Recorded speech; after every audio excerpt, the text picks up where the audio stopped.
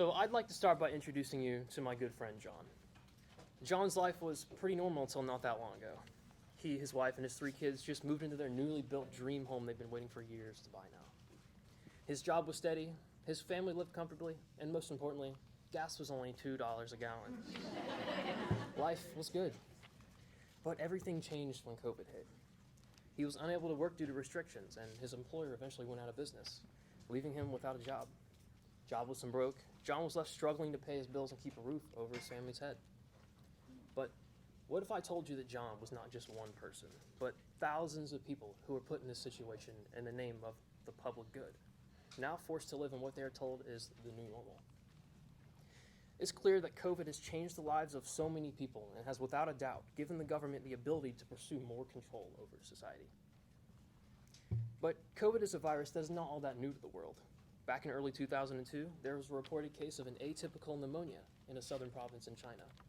After further research, it was found that this was a coronavirus, giving it the name SARS-CoV, or more recently, SARS-CoV-1. This virus made its way into many countries around the world, where the only major action taken to stop the spread was travel restrictions. After a period of 6 months, this virus dwindled away naturally. The CDC reported less than 9,000 probable SARS patients, of whom less than 750 died. For the next 18 years, COVID would stay out of the public eye until early 2020, when a new variant of coronavirus named SARS-CoV-2 struck the world. It's important to note that, like the flu, COVID is both an upper and lower respiratory infection, possibly affecting the nasal cavity down to the lungs. Viruses like these often spread through mucous membranes that are released during a cough or a sneeze, which is why you would typically cover your mouth. To combat this virus, we've been told to take certain precautions and, more recently, get vaccinated. Many people have complied with the guidelines and mandates put out by the authorities, and it's understandable why they would do so. With all the uncertainty surrounding COVID, many are just fearful and want to see the light at the end of the tunnel, oftentimes accepting anything they're told without any sort of question. Others have brought into question the reasons for such measures and mandates, but their questions are often met with the accusation of being a conspiracy theorist or a science denier. The inability to have a differing opinion on the subject of COVID is extremely dangerous to society at large, as it allows for certain entities or governments to control the truth and the ability to have public discourse. If they are allowed to do this, what is to stop them from overreaching their boundaries and becoming tyrannical, all in the name of the common good, by their own definition? So my goal today is to show you the truth regarding COVID. Everyone as a society needs to stand up, ask questions, be critical, and let their voices be heard. As a quiet voice is easiest to be silenced. Do not trust everything that you are told to believe. I encourage you to do your own research and draw your own conclusions. What I plan to present to you today is only the tip of the iceberg. The amount of information covering this topic is immense and will only grow with time. COVID has brought to light more than ever the increasing governmental tyranny in nations around the world and the need for us citizens to stand up for our liberties, not just for this generation, but for generations to come. So let's start at the beginning. Where did this new form of COVID come from? This is a question that remains even to this day. While it is known that the virus had its origins in Wuhan, China, what brought it about? We were originally told at the beginning of the pandemic that COVID was almost certainly natural in its origins.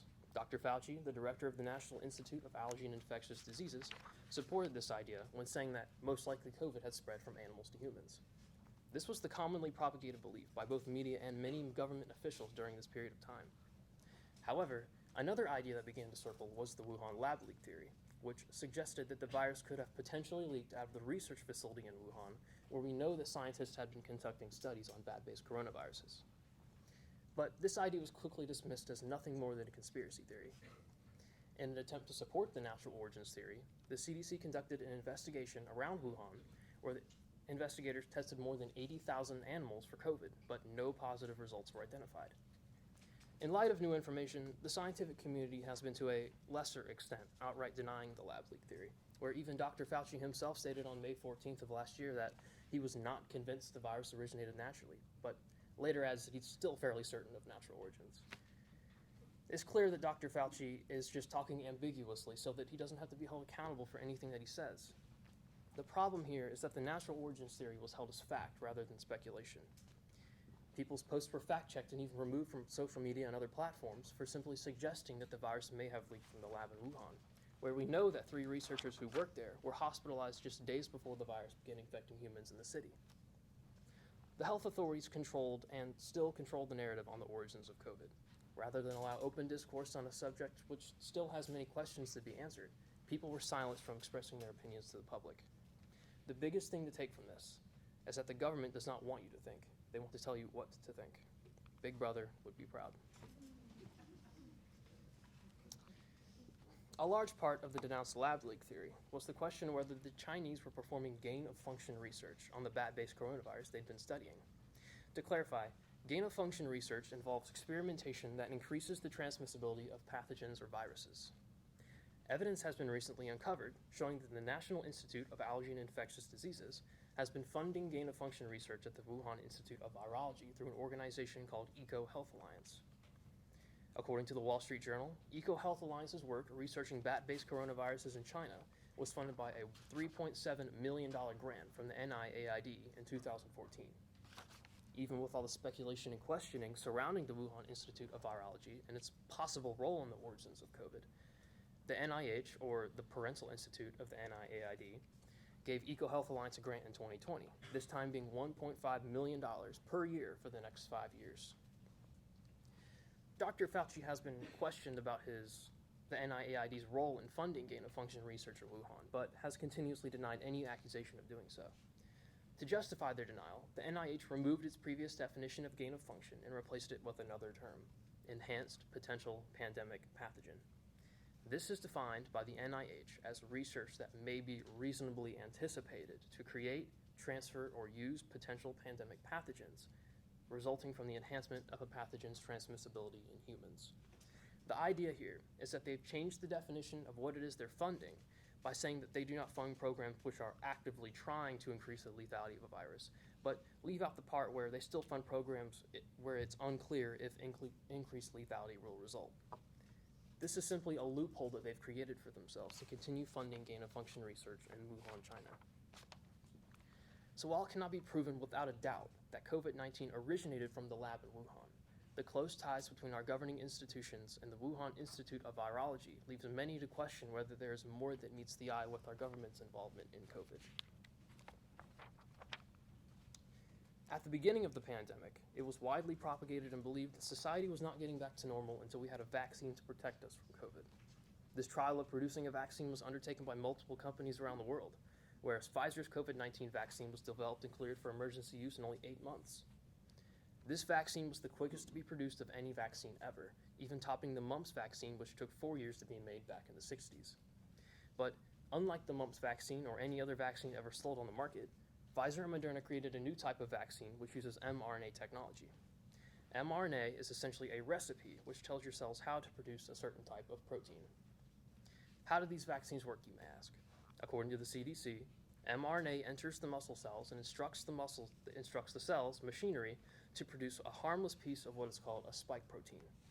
A spike protein is the part of the virus which allows it to take control of your own cells, and this is the same one that is present on COVID-19. The mRNA tells your body how to produce these spike proteins and display it on its own cell surface to simulate a real virus. As a result, your immune system creates antibodies to fight against that certain virus. But while the CDC claims that these spike proteins are harmless, studies have shown that they can actually cause severe damage to the body.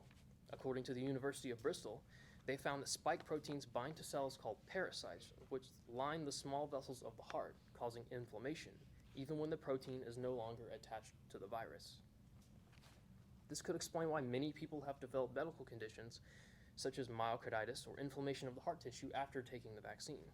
In fact, according to Vaccine Adverse Effects Reporting System, as of January 7th, 2022, there have been 3,688 cases of myocarditis and pericarditis, 12,331 cases of blood clotting disorders, 3,419 cases of Bell's palsy, and 836 cases of Guillain-Barré syndrome, or GBS, in just kids 12 to 17 years old.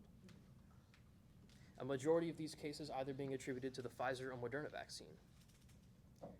It's worth mentioning that we don't even know what the long-term side effects of these vaccines could be. In addition, companies like Pfizer and Moderna have received total immunity from liability if something unintentionally goes wrong with their vaccines. If these vaccines are so safe and effective, why would there need to be any sort of legal protection for vaccine producers? The reality is that Pfizer's vaccine efficacy went from 87% to 43%, and Moderna's from 89 to 58% from just February to October of 2021. This reduction of effectiveness has resulted in fully vaccinated people still contracting COVID, which is why we are now told to go get boosted. To take cover from this fact, Katie Camaro of the Miami Herald explains that the definition of a vaccine was changed in 2020 from offering immunity to a certain disease to offering protection against a certain disease, as you can still receive and transmit COVID in the event of a breakthrough case. So in the end, there are still many unanswered questions regarding the safety and effectiveness of this vaccine. The question I now ask you is, how many shots are you willing to take to get back to normal? Many will argue that these vaccines are both safe and effective. According to an Independence Blue Cross article published in June of 2021, it claimed that the vaccines are all continuing to prove that they are extremely safe and effective against COVID and against newer variants. They made the claim that the vaccines are 95% effective and can have long-lasting immunity of a year or longer. But now that some time has passed, these claims used by many doctors have shown to not be true. Evidence has shown that vaccine efficacy is waning due to rising variants. According to Dr. Monica Mordecai, an anesthesiologist at the Mayo Clinic of Jacksonville, who treated the first COVID patient at the hospital, she said that in her experience, the vaccine only provides protection for less than a year, contrary to the statement that it provides long-lasting protection. During the surges of the Delta and Omicron variant, she explained that she had just as many vaccinated patients as unvaccinated patients entering her hospitals at once. Independence Blue Cross also claims that you are much more likely to have serious health problems from getting COVID-19 than if you get the vaccine. They assert that the reward of the vaccine majorly outweighs its risk, but they're simply not telling you the whole truth. People who are under 50 years old are at a significantly lower risk of dying from COVID than those who are over 50, who make up a majority of the COVID deaths in the United States. Dr. Mordecai explained to me in our interview that COVID is like a cold for young people, and she would not even suggest healthy people who are under 40 years old and not in high-risk environments to be vaccinated. So this statement may stand true for those who are middle-aged and older, but it simply is not true for those who are young and healthy. Dr. Mordecai described to me some of the drugs used in treatments of COVID during our interview. She said that the mainstay of treatments were monoclonal antibodies, steroids, anticoagulants, antivirals, and remdesivir. But there are other forms of treatment which the FDA refuses to authorize. Ivermectin is one of those drugs which has shown to be effective in helping fight COVID after infection. According to Dr. Perry Corey, in Mexico City, 50,000 people took treatment kits that contained ivermectin, and they saw that 75% of these people avoided hospitalization. He cites another study from northern India, where they implemented early testing and treatments in over 97,000 villages. Both citizens and doctors received ivermectin as treatments for COVID, and as of September of 2021, 67 of 75 of these districts have not had one single active COVID case. So there are many studies which point to the positive effects of ivermectin in fighting COVID. But why don't they use these drugs here more commonly in the US? I believe the answer comes down to profit. Where remdesivir costs $3,000 a course, ivermectin only costs the WHO 2 cents.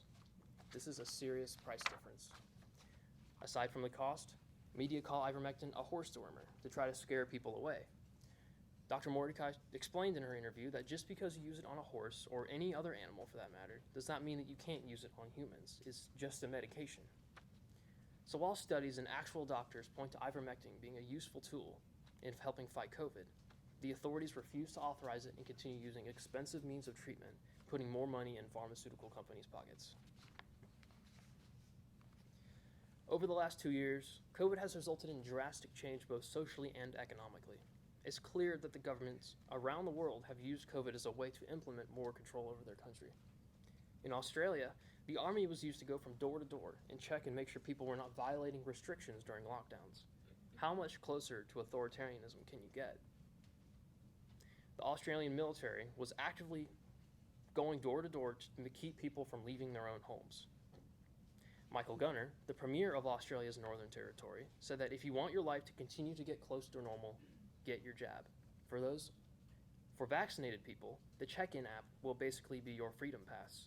For those who make the choice not to get vaccinated, no vax means no freedom pass. The government in Australia has created this freedom pass to know what their citizens are doing and where they are. They have made it clear that they are the ones who grant the people's freedoms and demand that they be vaccinated.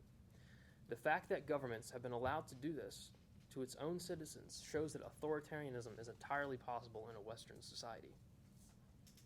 Here in the US, we've also seen significant societal and economic impacts from COVID. According to the CDC, from January of 2019 to January of 2020, the US saw an average 6.5% increase in drug overdose deaths. Whereas from January of 2020 to June of 2020, just 5 months, the US saw a 36% increase in drug overdose deaths. Unemployment also skyrocketed during the lockdowns, where the unemployment rate went from roughly 3% to almost 15% in just 2 months, where even to this day it isn't back to what it was pre-COVID. As a result of unemployment, Congress has passed numerous bills supplying stimulus checks to most people in the US. These spending bills have had a drastic effect on our currency. According to the Federal Reserve statistics, since January of 2020, the US has printed nearly 80% of all US dollars in existence. This will inevitably cause mass increase in prices on everyday items, resulting in further stress on the finances of average people and severe economic depression. COVID has resulted in the government expanding its powers in an attempt to protect lives, but instead, government-instituted lockdowns have resulted in severe and irreversible damage to all aspects of people's lives. The economic and societal impact of COVID are likely to be long-lasting and not leaving us anytime soon. So with our government having shown to be dishonest and causing irreversible damage in many ways as a result of COVID, is it just for us to disobey their commands when we feel that they may be wrong? In Romans, Paul gives us part of our answer. In chapter 13, verse 1 and 2, he explains that every person is to be subject to their governing authorities, for there is no authority except from God, and those which exist are established by God. Therefore, whoever resists authority has opposed the ordinance of God. He finishes off the next verse by saying, "Do what is good, and you will receive God's approval." Paul did not live in the most moral and just nation in the world. The Roman Empire was known for its corrupt rulers and persecution of Christians, but even in the midst of this, Paul commands that we must obey our authorities. But we can also see biblical examples of people disobeying corrupt authorities. For example, in Daniel chapter 3, Shadrach, Meshach, and Abednego refused to bow down to the golden idol in disobedience to King Nebuchadnezzar's command. Later in chapter 6, Daniel defies King Darius's decree not to pray to anyone other than the king. This shows that there is a biblical basis for rebellion against authorities in certain situations. So when do we as Christians then be civilly disobedient when the need comes? The answer appears to be when the law of God violates the law of man. In Acts 4:19, Peter and John say, "Whether it is right in the sight of God to listen to you rather than to God, you must judge." In relation to COVID, many have been pushed into so much fear due to what they've been told by dishonest authorities. We must take extreme caution that we do not let this fear lead us into worshiping protection and those who will claim to save us. Do not allow fear to cause you to follow blindly without question. False idols come in all different forms, and we must remember to put our faith in God first rather than man. So here we are today. While the topic of COVID has been pushed out of the limelight, its impact still remains. While people were looking for answers, the government was dishonest about the origins of COVID and their possible role in its creation.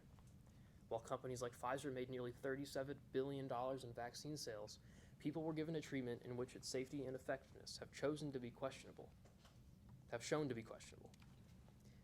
The government has chosen to ignore the benefits of alternate treatment and has used COVID as a means to enact irreversible societal and economic damage that will leave an impact for generations to come. Instead of following blindly, we must hold our government accountable to its word and actions in a manner which is honoring to God. So I encourage you all to stand up, ask questions, and be critical, because if you don't do it now, you may not be able to do it in the future.